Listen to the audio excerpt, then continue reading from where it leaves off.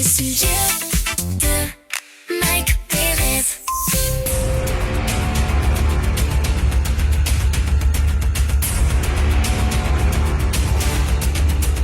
Et là, évidemment, eh bien, on a planté le décor, hein, je peux le dire, carrément. Ça, vous avez tout de suite reconnu, il s'agit de l'émission Koh-Lanta. Voilà. Koh-Lanta. Dont Mike est un spécialiste. Alors, j'irai Avec pas ses jusqu'à filles. dire que je suis un spécialiste. Je regarde. Non, c'est bien. Pour tout te dire, au début, j'aimais pas trop. Et puis, le Covid, le fameux Covid, tu sais, quand on s'est tous retrouvés à la maison à rien faire en 2020, Oui, c'est vrai. c'était en plein pendant la diffusion de Koh-Lanta. Donc, du coup, j'avais commencé à regarder vraiment de manière assidue Koh-Lanta. Puis, finalement, j'ai trouvé sympa. Et depuis, je regarde chaque saison. Donc, Voilà. C'est un peu addictif, hein, quand même. Un petit peu.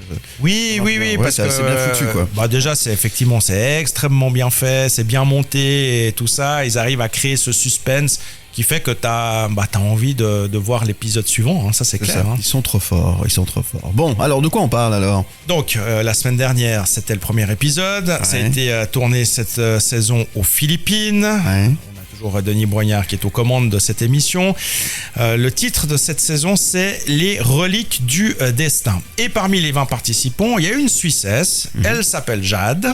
Ah, Ce n'est pas la nôtre. c'est pas la nôtre. D'ailleurs, je sais pas où elle est partie. Elle était là il y a quelques secondes. Elle allait faire un feu. Elle est allée faire le feu. Donc C'est bien. Jade, Ramène des silex. qui est originaire de Lutry, elle est diplômée de l'école hôtelière de Lausanne, responsable d'un centre commercial, et elle se retrouve donc au milieu de ces 19 autres participants pour essayer, pourquoi pas, de gagner cette édition de Koh-Lanta. Ok. On va voir, hein. Sur la base du premier épisode, on a vu qu'elle était des merdes, hein, et qu'elle était capable effectivement d'aller assez loin dans l'aventure. Après, on le sait, il y a toujours des surprises, des coups vaches. Parfois, il faut être plus malin que les autres, un peu stratège. C'est pas forcément parce que t'es le meilleur, le plus fort, et puis que tu sais faire un feu que ça va faire de toi le vainqueur de Koh-Lanta.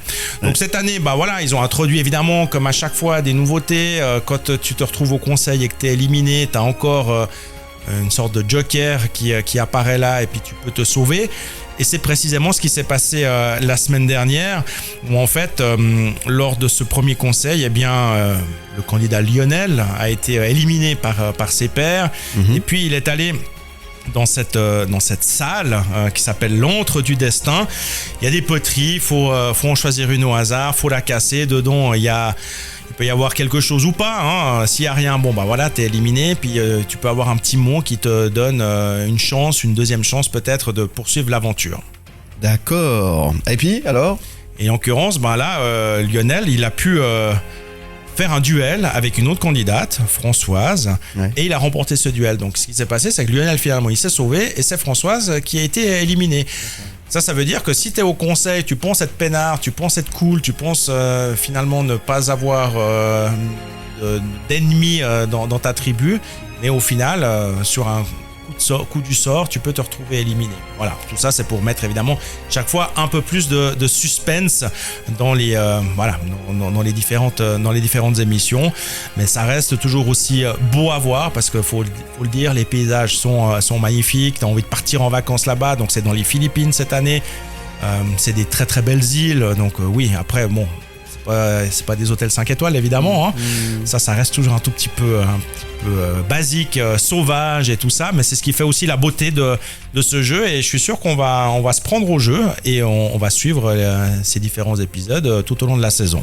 Et tu sais quoi, je la connais, Jade. Qui? Mais je la connais. Mais alors Voilà, donc je savais pas qu'elle faisait partie et qu'elle avait fait maintenant Koh-Lanta. tu sais. Voilà, hallucinant. Donc on l'invitera au plateau pour parler de tout ça. Il faut la contacter. Génial. Tiens, puisqu'on parle de choses assez incroyables, tu sais que Denis Brognard, c'est quelqu'un qui connaît bien la Suisse. Tu sais qu'il a eu présenté Atletissima, il faisait le speaker. Tu sais ça? Alors je sais qu'il faisait ça dans le monde du sport de manière générale, oui, mais alors je ne savais pas qu'il était venu faire ça à Lausanne. Je crois qu'il l'a fait une fois, il connaît bien Jackie Delapierre, etc. Eh bien, figurez-vous qu'on a une petite surprise ce matin. Écoutez.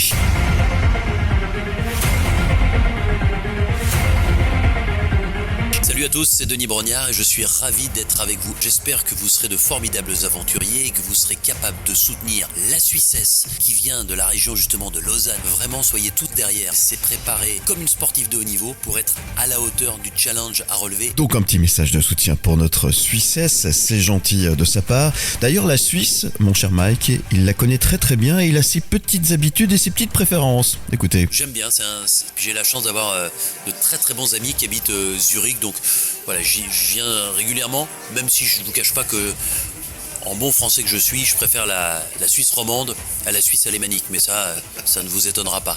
Voilà, Denis Brognard, sympa quand même. Quel personnage quand même. Oui, et quelle voix. Quelle voix, quelle prestance. Ça reste, je trouve, effectivement un des animateurs sur les différentes chaînes françaises qui assure, parce qu'il est là. Après, c'est ça. On l'aime ou on l'aime pas. Moi, je trouve qu'il est très très pro et il livre la marchandise. Bienvenue dans le Morning Show.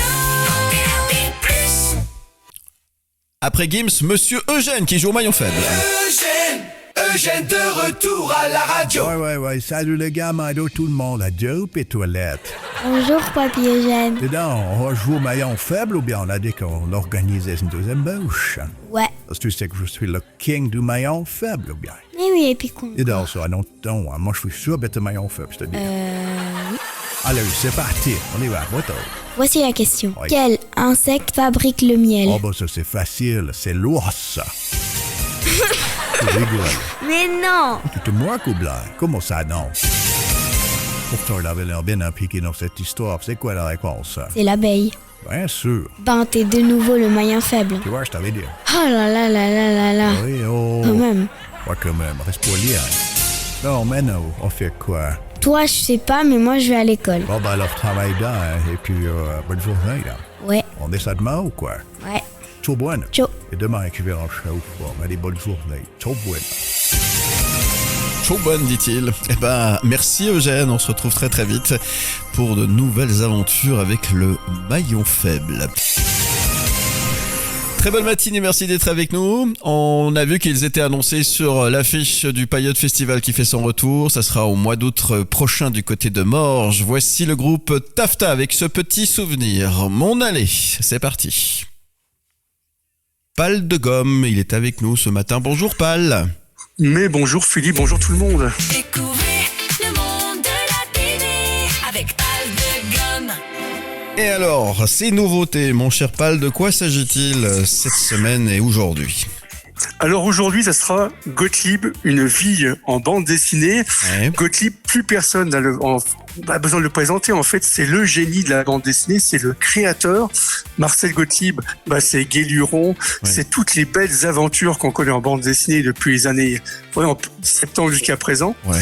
Et là, ce qui est génial, c'est que Julien Solé et Arnaud de Gueffec ont eu l'idée de dire, on redonne vie en fait à Gottlieb et on fait une biographie en bande dessinée. C'est excellent ça, une super idée. Ah oui, c'est une super idée et en même temps ça racontera en fait depuis son enfance, donc comment Marcel est devenu Gottlieb et en même temps on va se plonger dans tous ses copains de la bande dessinée. Ah, trop bien. Il a commencé dans le journal Pilote, donc bien sûr avec Goscinny. Il a créé l'Écho des savanes avec Bretéché et Mandrika. Bien sûr, bah oui, forcément. Et en fait, on a tout. Puis bien sûr, le Flux glacial, le journal qui vit et qui revit grâce à lui, avec son humour décalé. Et en fait, ce qui est génial, c'est que ce qui m'a beaucoup touché, c'est qu'on va parler bien sûr de l'Écho des savanes, de Bretéché, de Mandrika qui a vécu en Suisse. C'est lui qui avait fait le Concombre masqué. Donc on va vivre dans l'intimité de cet auteur. Donc c'est 82 pages, dont il y a des bonus avec des archives avec sa fille Ariane Gottlieb qui nous plonge en fait dans l'univers de son papa. Très bien, et ça c'est à... Alors rappelle-nous le titre de ce bouquin.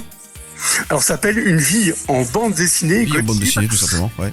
Et un truc à savoir, ce qui est génial, c'est que c'est Julien Solé, donc qui est le fils du grand Jean Solé, qui était un des assistants de Gottlieb, qui a créé Super Dupont et toutes ces grosses séries, donc ça veut dire que Julien connaissait en fait Gottlieb depuis enfant, donc c'est comme ça qu'il a en même temps mis ses aventures avec lui. Et ce qui est génial, c'est en même temps c'est 82 pages et la force de cette bande dessinée, c'est qu'on a l'impression qu'on est ce troisième personnage qui vit en fait depuis 1934 jusqu'à 2016 où il est décédé à 82 ans. On vit avec ce personnage de légende et bien sûr avec sa coccinelle, parce que la coccinelle en fait il l'a jamais quitté depuis enfant jusqu'à la fin, qui était un peu son personnage. C'est vrai que quand on est enfant on a toujours un ami imaginaire et lui c'est sa coccinelle. Son animal fétiche, comme ça, très bien. Et ben, oui. c'est à découvrir évidemment. C'est pour les aficionados ou c'est un petit peu pour tout le monde finalement? Ah non, c'est pour tout le monde. Ça veut dire que bien sûr, pour tous les fans de Gottlieb, et en même temps ceux qui ont envie de découvrir qui était ce génie. Parce que c'est vrai que avec tout ce qu'il a créé, c'était quand même, c'est un des pieds de la bande dessinée, et c'est le petit génie que tout le monde rêve d'être en fait. Eh bien, merci pour cette BD à découvrir dans toutes les bonnes librairies. Courez l'acheter si vous avez envie de plonger dans cet univers et découvrir cette BD si bien présentée par Pal de Gomme. C'est maintenant ou jamais. Merci Pal de Gomme. On se retrouve très vite cette semaine pour de nouvelles aventures. Avec plaisir. Bye bye. Bienvenue dans le Morning Show. Le sujet de Mike Pérez. La ville la plus accueillante du monde. Il paraît que c'est pas très loin de chez nous, mon cher Mike. Alors déjà, comment on fait pour désigner la ville la plus accueillante du monde? Alors, est-ce que c'est au nombre de pistes cyclables? Non, sinon ça serait Lausanne. Donc, plus sérieusement, Est-ce que il faut une gare qui fonctionne? ce serait pas Lausanne. C'est pas ça, ça marche pas. C'est la plateforme Booking.com. J'ai pas besoin de leur faire de pub. Tout le monde connaît Booking.com. C'est une des plateformes les plus utilisées dans le monde pour réserver des vacances, des voyages, des hôtels, etc. Et pour l'année 2025, ils ont recueilli 370 millions d'avis. Ah ouais. Ça fait quand même un panel assez intéressant et c'est un peu plus précis que les sondages radiophoniques. voilà. Donc avec ça, je pense qu'effectivement, on est assez proche de la réalité. Donc 370 millions d'avis certifiés. Ouais. Et allez, on va essayer de jouer aux devinettes si tu veux bien, Philippe. Je veux bien. Déjà, dis-moi dans quel pays. Je te dis, c'est pas très loin de chez nous. Dans quel pays on a la ville la plus accueillante du monde, hein. Et après, plus accueillante. Est-ce que tu veux que je te donne les critères? Ouais, alors donne-moi les critères. Ouais. Oui, ça peut-être ça plus simple, effectivement. Les critères, en fait, on veut que l'accueil ne doit pas se résumer uniquement au paysage ou bien ce que tu manges sur place ou des choses comme ça. D'accord. Il faut que, en fait, les gens se sentent vraiment comme à la maison. Il faut qu'il y ait vraiment ce côté humain, avec des hôtes qui sont attentionnés, avec des commerçants disponibles, des chauffeurs de taxi qui vont te partager leurs bonnes adresses. Donc c'est pas Paris. Okay. Il faut que ce soit une expérience où l'on ne se sent pas seulement touriste, mais vraiment invité. Donc voilà, c'est un critère qui est pas forcément, donc c'est pas parce que c'est une grande ville ou des choses comme ça. Et tu verras, hein, c'est justement pas dans le top 10, il y a pas de grande ville, hein. Il y a pas de capitale, il y a pas de grande ville. Donc c'est vraiment des endroits qui sont connus. Pas tous, mais disons, celui qui est numéro 1, il est connu en tout cas. Mais c'est juste parce que quand tu y vas, tu te sens bien, tu te sens comme à la maison. Ok, bon, avec tout ça... c'est pas en Suisse, je te l'ai déjà dit. Non, tu es pas en Suisse, moi je pense à l'Italie, mais je sais pas. Oui, c'est en Italie. C'est en Italie, je pensais à Milan, mais je sais pas. Et c'est pas une grande ville. Ah, c'est pas une grande ville. Non, c'est pas une grande ville. C'est pas une grande ville. Alors, mais quand je vais te dire le nom, tu vas dire, ah mais oui, bien sûr, parce que ce nom, tout le monde le connaît. Oui. Après, les gens... Venise, non, c'est pas Venise. Il y a peut-être pas beaucoup de gens qui sont allés précisément à cet endroit-là. C'est Montepulciano. Ah, d'accord, oui, Montepulciano. Parce que le vin... Parce qu'elle vit, non, si. Voilà, le vin de così.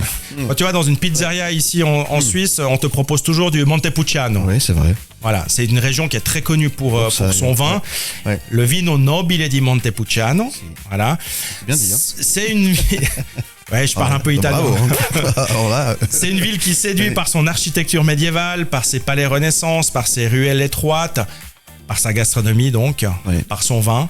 Mais pas que, c'est ce que je t'ai dit avant, hein. Il y a aussi effectivement la manière dont les gens, quand tu vas là-bas, t'accueillent. Et c'est ce qui fait que Montepulciano a été désigné numéro 1, ville la plus accueillante du monde par les voyageurs eux-mêmes qui sont allés là-bas. Extra. Tu vois, j'apprends quelque chose aussi.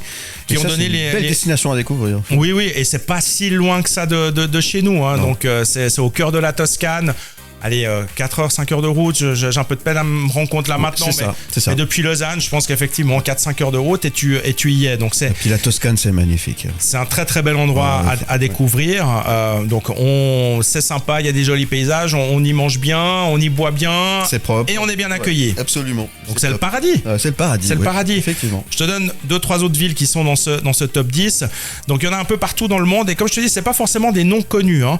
Il y a Magong qui se trouve à Taïwan. Il y a San Martin de los Andes qui se trouve en Argentine. Il y a Harrogate qui se trouve au Royaume-Uni. Donc tu vois, c'est pas forcément des destinations comme ça hyper connues. Effectivement, ouais. Mais ça vaut la peine, je pense, de creuser un tout petit peu puis de se dire, tiens, dans la région, est-ce que je pourrais aller voir une grande ville puis en même temps aller dans cet endroit-là qui est donc classé parmi les endroits les plus sympas, les plus accueillants au monde. Alors voilà une belle idée. Tiens, on fera une fois un sujet sur vos futures vacances. Ça peut donner plein d'idées, ça, en tous les cas.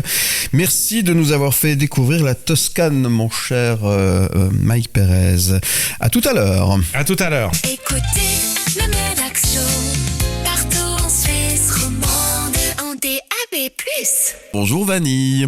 Bonjour Philippe, bonjour à tous. La chronique de Vanille. La chronique de Vanille. Quand Vanille nous rejoint, c'est pour nous parler vin. Évidemment, on aime bien ça, même à l'heure du petit déjeuner. Et aujourd'hui, Vanille, tu as décidé de t'arrêter sur le cas de Schenk. Exactement, le cas de Schenk, c'est un peu l'actualité dans le monde viticole ces derniers temps. Mais encore une fois, je voulais faire un petit point sur la situation pour expliquer qui est Schenk et qu'est-ce qui se passe exactement. C'est vrai que c'est bien d'importer, de resituer le débat, c'est vrai, c'est important. Exactement, je pense que c'est important parce que encore hier, j'en parlais et les personnes avec qui j'étais ne connaissaient pas du tout l'histoire de Schenk et puis l'actualité le concernant. Donc je me suis dit, c'est une occasion d'expliquer un peu. Donc pour ceux qui ne connaissent pas forcément cette entreprise, Schenk, c'est l'un des plus grands négociants en vin du pays qui est basé dans le canton de Vaud. Et depuis plus d'un siècle, cette maison, elle joue un rôle central dans la filière puisqu'elle achète du vin ou du raisin aux producteurs et elle se charge ensuite de le commercialiser en Suisse ou à l'international. Et c'est justement là que le sujet il devient sensible, car Schenk il vient d'annoncer qu'il ne rachèterait pas certains volumes de vin aux vignerons cette année. Ce n'est donc pas une hypothèse ou une crainte, c'est une décision concrète qui concerne déjà certains producteurs. Donc pour comprendre l'impact de cette annonce, il faut expliquer un élément clé du fonctionnement du secteur, c'est l'achat de vin en vrac. Dans beaucoup de régions viticoles suisses, les vignerons ne vendent pas leur vin en bouteille sous leur propre marque. Ils vendent leur production en vrac, c'est-à-dire du vin stocké en cuve qui est acheté ensuite par des négociants. Ces négociants comme Schenk, ils vont ensuite assembler les vins, les mettre en bouteille, les distribuer et les vendre sur le marché. Donc ce système, il permet à beaucoup de vignerons d'écouler une partie de leur récolte sans devoir gérer eux-mêmes la commercialisation. Et lorsque ces acheteurs ils ralentissent, toute la chaîne est fragilisée forcément. C'est exactement ce qui se passe aujourd'hui. Le marché du vin, on le sait, il traverse une transformation profonde. La consommation, je vous le disais hier, elle diminue, notamment avec les nouvelles générations. Et le marché suisse, il reste très très ouvert aux vins importés et souvent moins cher. Donc le résultat, c'est que les stocks, ils ont augmenté et que certains acteurs deviennent plus prudents dans leurs achats. C'est le cas de Schenk exactement, qui agit comme un signal d'alerte pour toute la filière viticole suisse.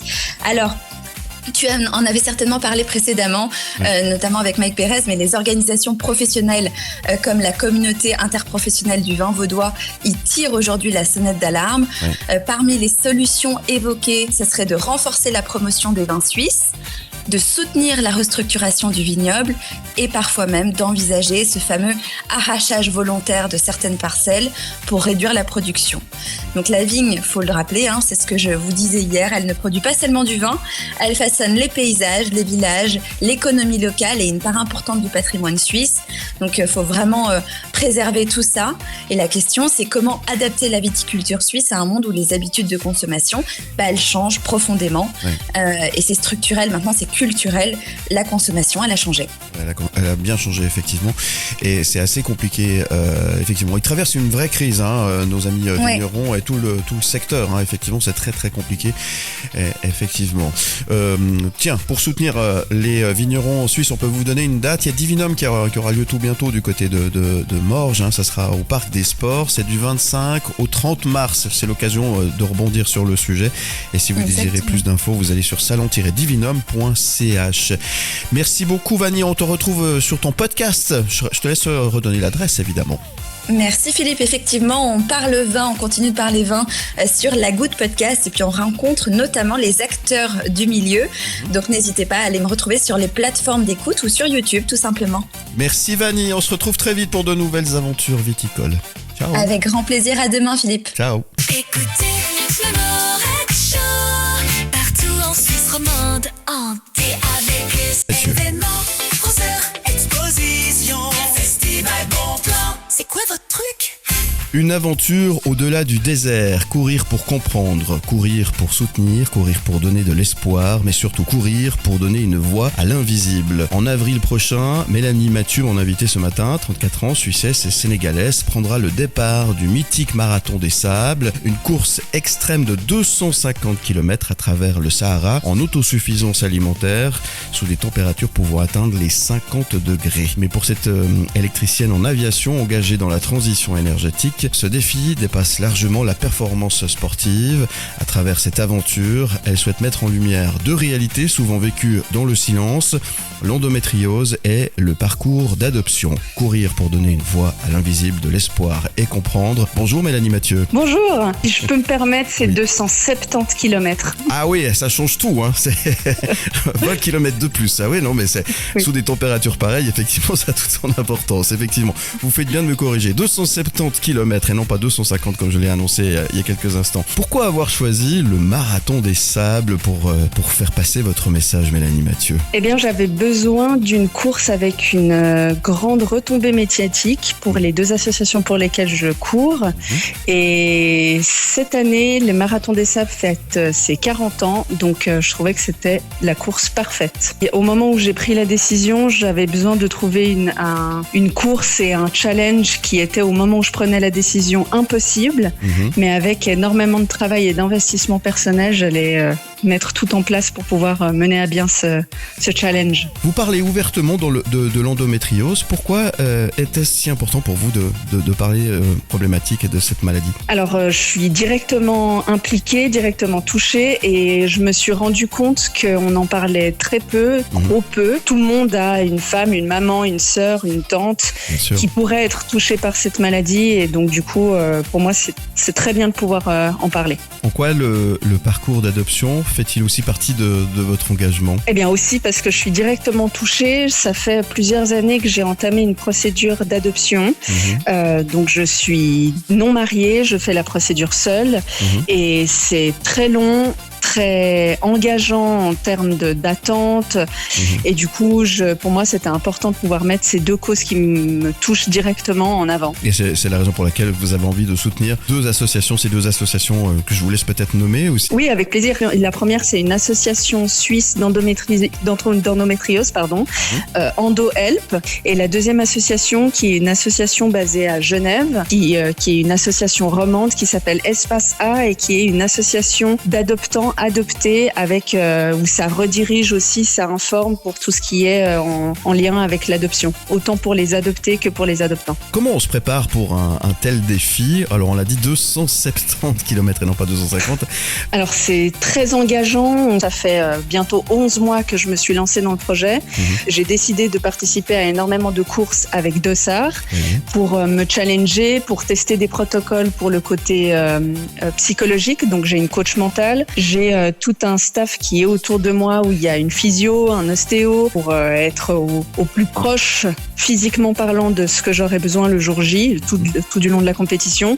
Et surtout tester mon alimentation parce que du coup l'alimentation, vu que je cours en autosuffisance, je cours avec mes affaires pour dormir, mon alimentation, l'eau, donc c'est 8 litres par jour qui est fournie par l'organisation. Donc j'ai énormément d'aspects que j'ai dû tester, toute la nourriture lyophilisée, énormément de choses, le matériel matériel aussi, parce que du coup, c'est pas le même matériel que pour courir sur route. C'est à peu près des chaussures pour le trail, et à ça, on ajoute des guêtres pour courir dans le sable. C'est une préparation assez impressionnante, effectivement.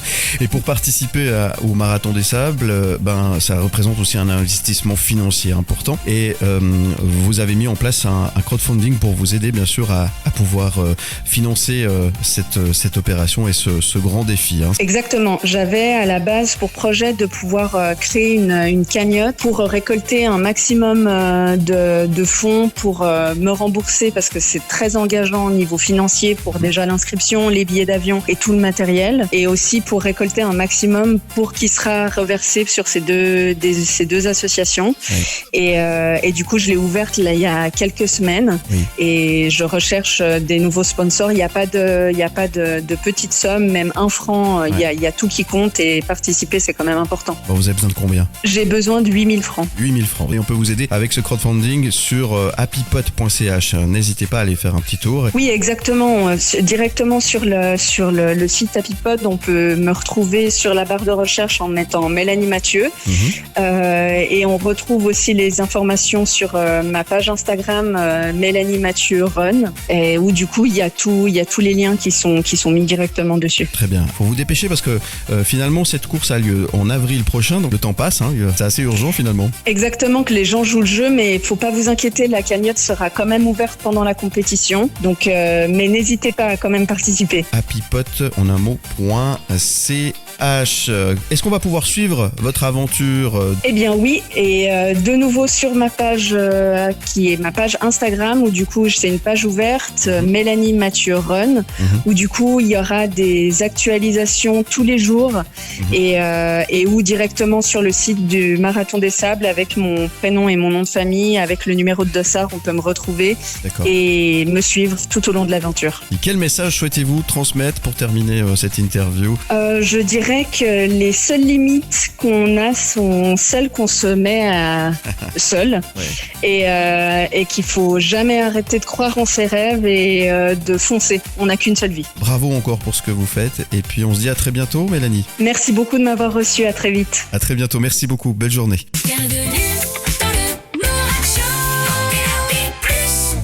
Bonjour Knut Vander. Bonjour. Merci d'être là à nouveau. Vous allez nous faire voyager en Suisse romande. Vous nous emmenez aujourd'hui dans le canton de Vaud. Les coups de cœur, gastronomie. Les coups de cœur, les coups de cœur. Exactement, dans le canton de Vaud, dans les Alpes vaudoises, exactement, tout près des Diablerets, où il y a une auberge qui est une sorte d'auberge idéalisée. C'est l'Ours à Vers-l'Église. Alors, depuis 1833, figurez-vous, cette auberge trône à l'entrée de Vers-l'Église. Vers-l'Église, je ne sais pas si vous y êtes déjà allé, donc on est dans la vallée des Diablerets, et puis c'est quand même vraiment un des plus jolis villages de Suisse romande. Il y a une petite église absolument incroyable, qui est tellement belle, où ils organisent régulièrement des concerts que je vous recommande vivement. Il y a un petit musée des Ormonts qui a toujours des expositions vraiment passionnantes, et puis il y a cette auberge de l'Ours qui est majestueuse, qui a une belle façade avec des inscriptions dessus. Et depuis 2 ans, c'est un couple, Émilie et Alain Figuet, qui ont repris ce restaurant, et ils cartonnent. Alors, pourquoi est-ce qu'il cartonne ? Je peux vous dire, ça se comprend. Une fois qu'on s'est attablé, on a envie d'y revenir. Déjà, le service est adorable. Vraiment, c'est tellement sympathique, tout est juste, tout est cordial, tout est facile. La carte, elle, est hyper gourmande. Alors, qu'est-ce qu'on y mange ? Par exemple, c'est une cuisine bistronomique, traditionnelle, mais juste revisiter ce qu'il faut. Un os à moelle, par exemple, comme vous n'avez jamais mangé, du riz de veau au mori, et puis ensuite il y a toujours des poissons de mer. Il fait venir vers l'église, qui n'est pas vraiment au bord de la mer, mais il fait monter des superbes poissons de mer qui sont toujours cuits à la perfection, et ça continue jusqu'au dessert, qui sont toujours gourmands. Il y a des tartes du jour, des choses toutes simples, mais aussi des choses plus élaborées. Et puis alors, figurez-vous, la bonne nouvelle, c'est que que ce couple plein d'entrain, les Figuet, sont en train de reprendre une deuxième adresse. C'est l'autre restaurant de la localité qui s'appelle le Bon Séjour, qui se trouve pas dans le bourg, mais au bord de la route cantonale de l'autre côté du Vallon. Et mais on peut s'en réjouir parce que là ils vont servir apparemment, enfin c'est le projet, des fondus et des pizzas, et je suis prêt à penser que ce seront d'excellentes fondus et d'excellentes pizzas. Il faudra néanmoins d'abord rénover la maison, donc en attendant on peut continuer déjà à aller à l'Auberge de l'Ours parce que en toute saison la carte est fantastique. Auberge de l'Ours chez les Ormonans, vers l'église, près des Diablerets. Il faut y aller, et quand on entend les explications de Knut Schwander, on a envie de courir, de réserver directement et d'aller déguster cette bonne cuisine dont vous venez. Je suis d'accord avec vous, même moi quand je m'entends j'ai envie d'y retourner. Bon alors bon appétit mon cher Knut. Merci, avec plaisir, à vous aussi. Et on se retrouve très vite pour de nouvelles aventures et d'autres coups de cœur que vous nous proposez pour ce tour en Suisse romande des bonnes cuisines et des bons restaurants. À bientôt. Au revoir Knut. Merci, à bientot. Au revoir. Bienvenue